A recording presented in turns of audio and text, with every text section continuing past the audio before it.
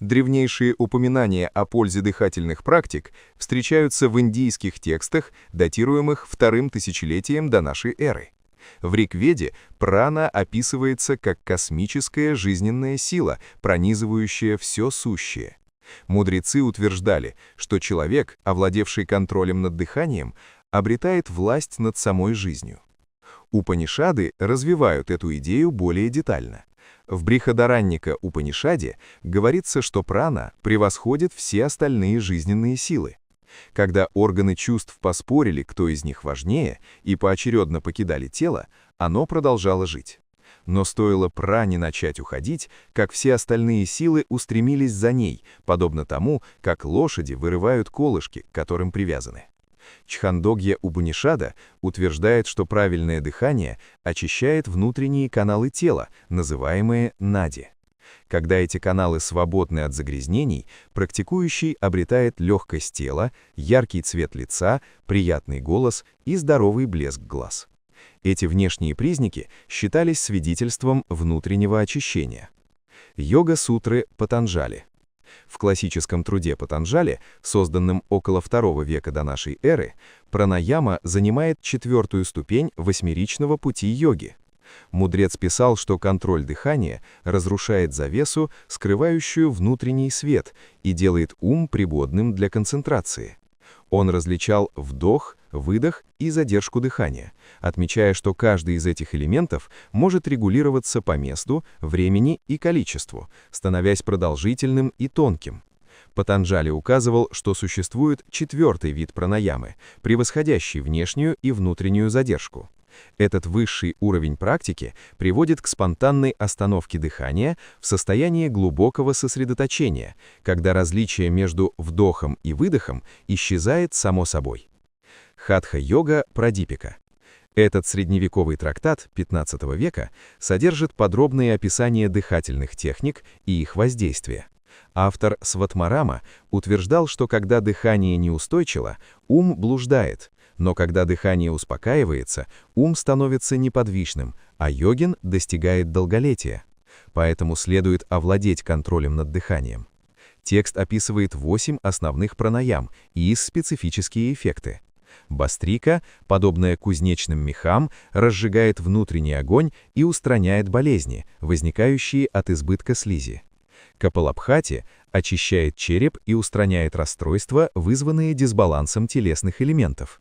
Ситали охлаждает тело, устраняет лихорадку и избыточный голод.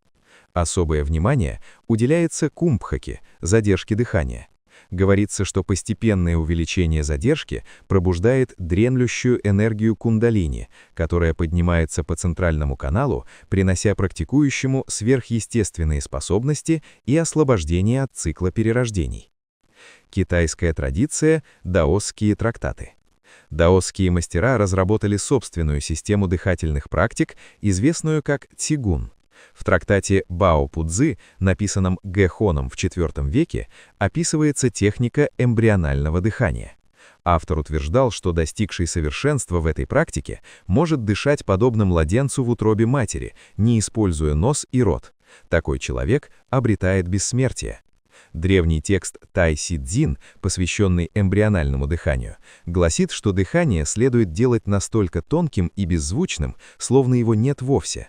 Тогда ци накапливается в киноварном поле, энергетическом центре ниже пупка, и питает все тело, подобно тому, как корни питают дерево.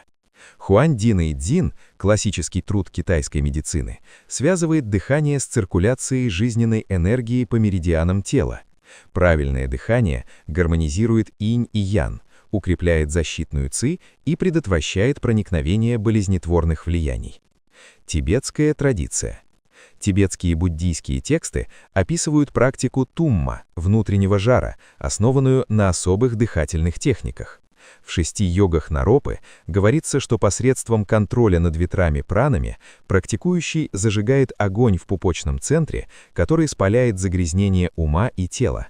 Тибетские медицинские трактаты, в частности джутши, указывают на связь дыхания с 3 жизненными началами – ветром, желчью и слизью. Нарушение дыхательных ритмов ведет к дисбалансу этих начал и возникновению болезней.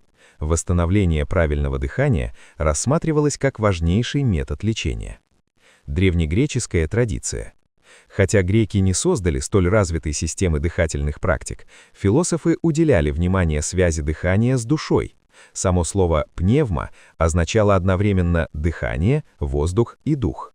Гиппократ в своих трудах отмечал важность правильного дыхания для поддержания здоровья и диагностировал болезни по характеру дыхания пациента. Стоики развили концепцию пневмы, как жизненной силы, связывающей тело и разум. Марк Аврелий в своих размышлениях призывал обращать внимание на дыхание как способ возвращения к настоящему моменту и обретения внутреннего покоя.